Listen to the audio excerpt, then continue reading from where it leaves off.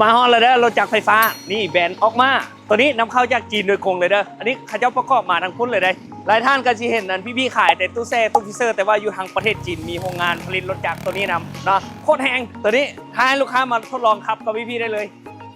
ยังมีหลายหน้าเด้อตอนนี้มี1 2 3แบบที่พี่ๆประกอบแล้วละยังงามได้ตัวนี้นะเล่นได้ไกล7 5 8 10หลักตัวนั้นเป็น90กิโลเนาะอันนี้มอด2 สีก่อนนี่ยังหลายสีเลยเนาะครบ7 8สีกันเลยตัวนี้แล้วก็แบบตัวนี้ยังอีกสีหนึ่งยังอีกสีบัวตะมุตะมิแล้วก็ตัวนี้มีลายสีแห้งตัวนี้5 6สีตัวนี้ถือว่าท็อปแห้งที่สุดละในห้างพี่ๆเดสุดละตัวนี้ราคา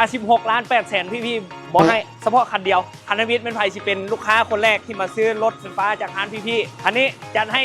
14,900,000กีบแต่ตัวนี้พี่ๆจะให้เพียงแต่11,100,000กีบอันนี้ยังหลายสีด้ะรุ่นนี้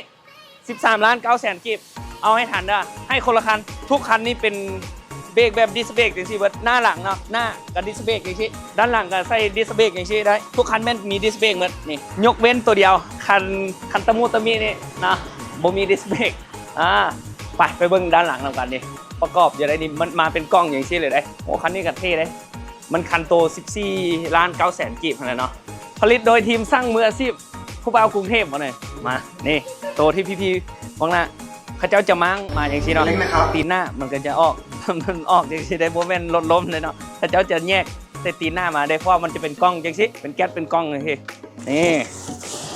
แกกล้องไม่ไหม้เลยพี่แถมแบตเตอรี่ให้นำเลยได้แบตเตอรี่ก้อนใหญ่เด้อที่พี่แจ้งราคาไปหันโตคันนี้ก็คือ72โวลต์เนาะเป็นแบตเตอรี่ก้อนใหญ่ส่วนรายละเอียดเดี๋ยวพี่เอาลงคลิปเพิ่มเติมให้ลูกค้าทุกท่านตื่มมาเบิ่งมาทดลองขับตัวจริงได้เด้อ